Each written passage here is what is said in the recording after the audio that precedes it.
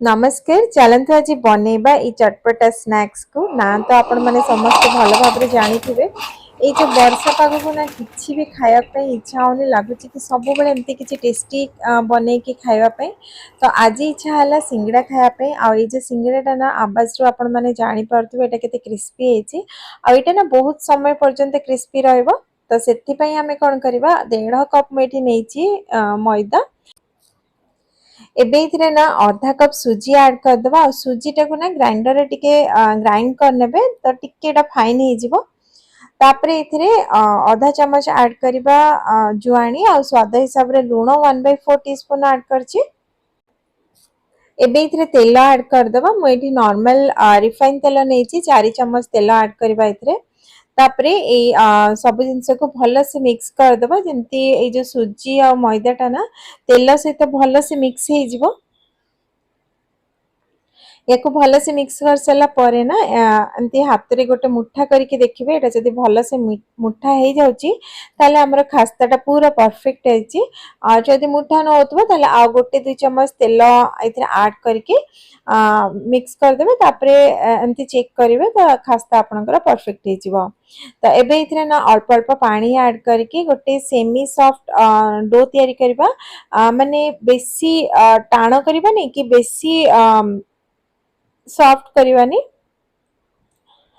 तो यही जो आम अटाटा आम चकटुचंदी ना अल्प अल्प पानी देके सेमती भी एथिरे आम सुजी ऐड करचंती ना तो एटा टिके समय रेस्ट नेला पर भी एटा टाण हो जिवो तो सेति पई बेसी पानी याको बिल्कुल करबेनी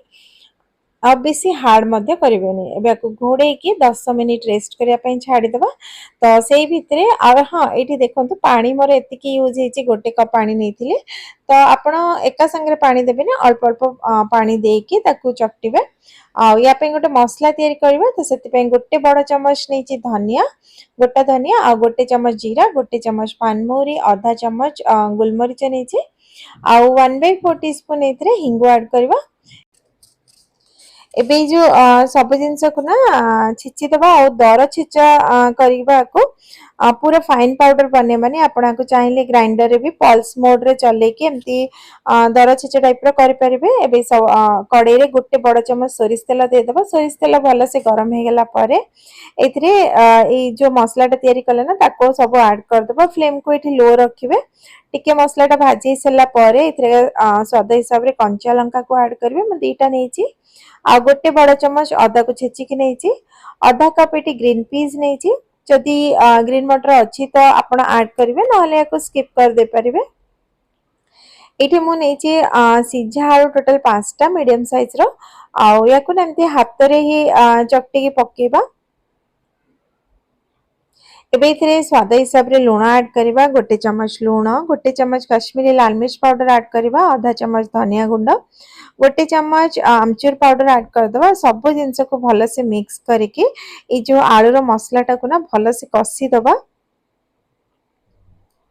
एठी देखो मसलाटा हमर बढ़िया भाव रे कसी आइছে आ एटा ना एते बढ़िया बास्ना होची ना लागुची कि एमती खाइ दबा पई एई भली मसला आपण थरे बने के एई कुनी सिंगड़ा को तयारी करन ना बहुत बढ़िया लागिवो आ लास्ट रे अल्प किछि धनिया पत्र दे दबा गैस रो फ्लेम को बंद कर दबा आ याको एबे ठंडा पई छाडी दबा आ सेपटे हमर डो भी रेस्ट नहीं कर देछि भलो से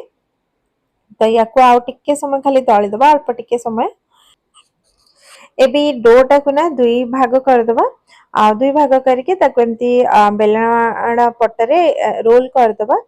रोल करके ना छोट छोट साइज रो काटी दबा छुरी रे 2-2 इंच गैप रे जदि आज जो सिंगड़ा रेसिपीटा आपण मन को भल लागुथो ना ताले वीडियो टी गोटे लाइक कर देबे आ चैनल जदि नुआ थिबे ताले सब्सक्राइब कर देबे आ जदि फेसबुक पेज रे देखुथिबे ना ताले फॉलो कर देबे तो मैं ये गोटे पोर्शन नहीं जाउची आ ताको ना एमती फर्स्ट बेली दबा आ याको ना पूरा गोल बेली माने टिके लंबालिया करके बेलीबा ओवल साइज रो आ बेसी पतला करवानी कि बेसी मोटा करवानी एट देखो मु याको भलो से बेली देछि आ टिके लंबा अछि लंबालिया टाइप रो तो एमती मझीरो काटी दबा मझीरो काटी देकी मैं आपन को देखौछि केते की पतला करछि तो जो पटे आपण काटी थिबे ना से पटे पर आगे पानी लगे देबे दुई कॉर्नर को धरिकी ताको एमती कोन रो गोटे शेप दे दबा आ जो पार्टा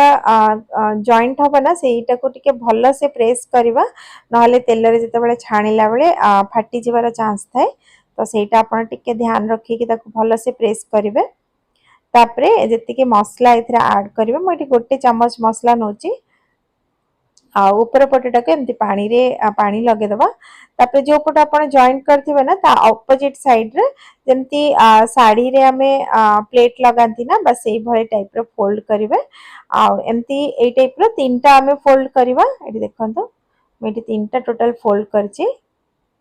तो एठी हमरो बनी गला गोटे सिंगडा बस एई भले भाबरे बाकी सब बनेबा मु एठी आउ गोटे बने की देखौची जोटा आपण काटी थिबे ना मझिरो सेठी फर्स्ट पानी लगे दबा तापरे दुई कॉर्नर को धरी के ताको एमती गोटे कोन रो शेप दे दबा आ ए जो मझी पट्टे जो जॉइंट होची ना ताको बहुत बढ़िया भाबरे एमती प्रेस करके ताको जॉइंट करिवे नले तेल रे खोली जिवो तापरे गोटे चम्मच इथिरे आमे आलू रो मसला को ऐड करबा आ जो पटे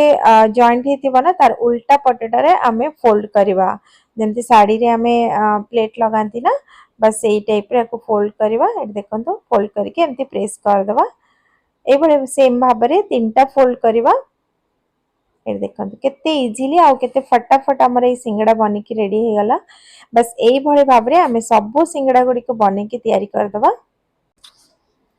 एठी देखंतो हमर सब सिंगडा बनी की रेडी हे गला तो चलंते बे को हमें फ्राई करबा